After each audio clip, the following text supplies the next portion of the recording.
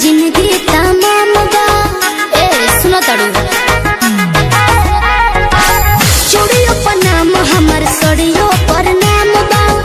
उनके खातिर हमर जीवन तमाम बा। सरग पूरा द मोरे मनवा के, सरग पूरा द मोरे मनवा के। गोदा गोदा खाली फाइन गोदा नहवा से बोले हथवा को ना हम सजनवा के। बोले हथवा को ना हम सजनवा के। बोले हथवा को ना हम सजनवा के।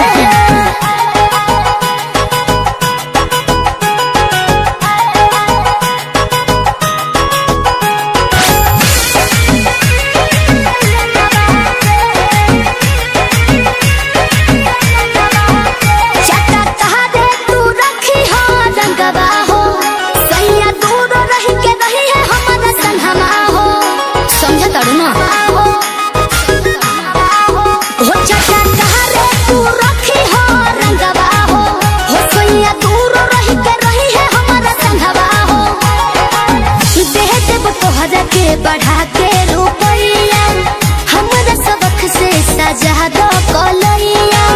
शोभा बढ़ा दो बहदनवा के, एहो शोभा बढ़ा दो बहदनवा के। लिखो लिखो खाली फाइन गो दनवा से बोले हथवा को ना हम सजनवा के। बोले हथवा को ना हम सजनवा के। बोले हथवा को ना हम सजनवा के।